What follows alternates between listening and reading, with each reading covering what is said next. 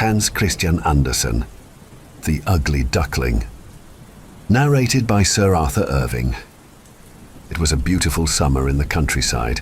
The golden corn swayed in the breeze, the green oats stood tall, and haystacks dotted the meadows. A stork with its long red legs chattered in the Egyptian tongue it had learned from its mother. The fields and meadows were bordered by dense forests, and within them lay deep pools.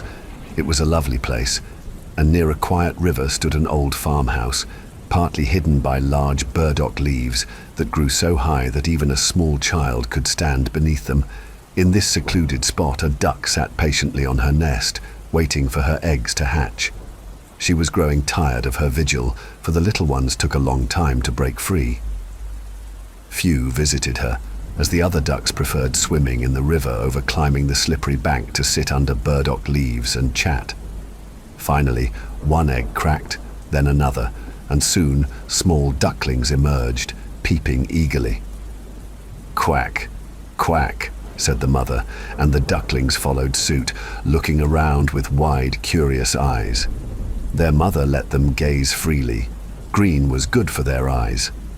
"How big the world is," marveled the ducklings. "You think this is the whole world," said the mother. "Wait until you see the garden.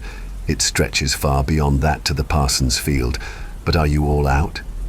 She stood up and noticed that one egg, the largest of all, had yet to hatch. "How much longer will this take? I'm so tired of waiting." An old duck came by to visit. "How goes it?" she asked. "One egg still hasn't hatched," the mother replied. "But just look at the others.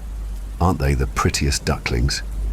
They look just like their father, though he never comes to see them." "Let me see that egg," said the old duck. "Ah, I think that's a turkey egg. I once hatched some, and oh, what trouble they were. They were afraid of the water. You should leave it." "But I've been sitting so long already. What's a little longer?" said the mother duck. At last, the large egg cracked, and a peculiar large grey duckling tumbled out. The mother gasped. "He's so big and ugly. Could he be a turkey? Well, we'll soon find out when we go to the water." The next day was bright and warm. The mother duck took her young ones to the river. One by one they leapt in, swimming effortlessly. Even the strange grey duckling paddled gracefully. "Not a turkey after all," thought the mother. "He may not be pretty, but he swims well. He is my child." She led them to the farmyard, where two duck families were squabbling over an eel's head, only for a cat to snatch it. "See, children, that's how the world works," she said. "Now, be polite and bow your heads. That old duck over there is highborn with Spanish blood. See the red cloth on her leg? That means she's special. Spread your feet and say quack properly." The ducklings did as they were told, but the other ducks scoffed. "Another brood, as if there weren't enough already. And what's that ugly thing? We don't need him here." One duck bit the grey duckling on the neck. "Leave him alone," said the mother.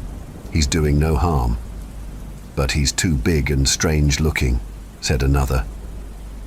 "Your other ducklings are lovely," said the noble duck. "All but that one. I wish you could make him prettier." "That's impossible, your grace," the mother duck sighed. "But he has a good heart and swims well. Perhaps he will grow handsome." But the poor duckling was pecked and bullied. Even his siblings wished he would disappear. "You ugly thing," they jeered. "I wish the cat would get you." His mother too wished he had never been born. The farm girl who fed the poultry kicked him. Overwhelmed, the duckling ran away, scaring the little birds in the hedge as he fled. He reached a vast moor where wild ducks lived. They eyed him curiously. "What sort of duck are you?" they asked. The duckling bowed, but said nothing.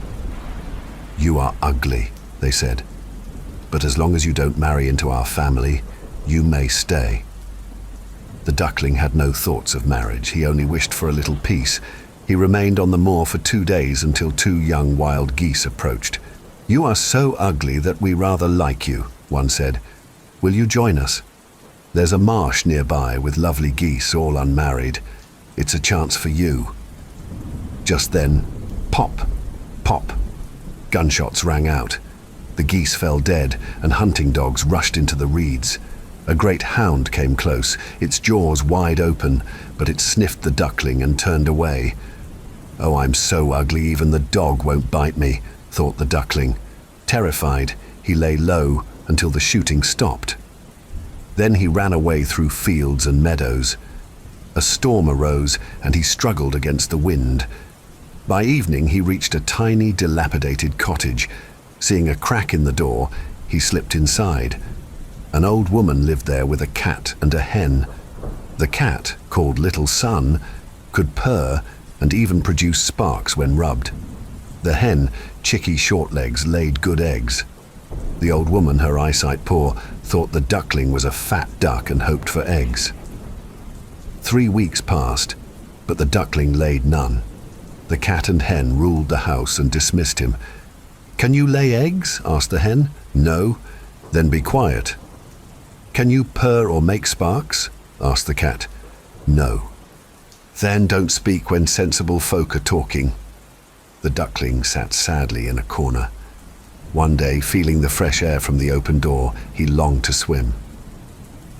How wonderful it would be to glide over the water, he sighed. "What nonsense," said the hen. "Ask the cat or our mistress if they want to swim." "You don't understand me," said the duckling. "We don't understand you." "Then who does? Be grateful you're safe here.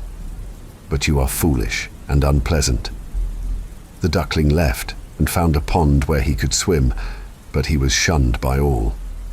Autumn arrived, turning the leaves golden. The cold winds blew and dark clouds filled the sky. One evening, a flock of magnificent swans appeared. Their beauty moved the duckling deeply. He had never seen such creatures before. As they flew away, he felt a strange longing. How wonderful it must be to be one of them, he thought. Winter arrived, freezing the water. The duckling barely survived. One morning, a peasant found him frozen and took him home. The warmth revived him, but he panicked and splashed into the milk, then the butter, then the flour. The peasant's wife screamed, and the duckling fled back into the cold. The winter was harsh, but at last, spring came.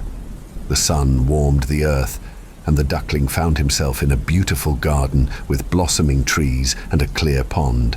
3 swans swam nearby. Seeing them, he felt sorrow. "I will go to them.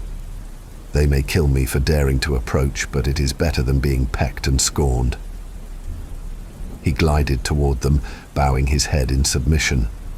But as he did, he saw his reflection in the water. He was no longer an ugly duckling, but a magnificent swan.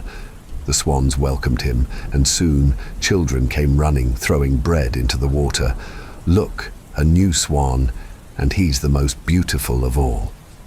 The young swan was overwhelmed with joy. He had endured so much suffering, but now he was happy. He stretched his elegant neck and thought, "I never dreamed of such happiness when I was an ugly duckling."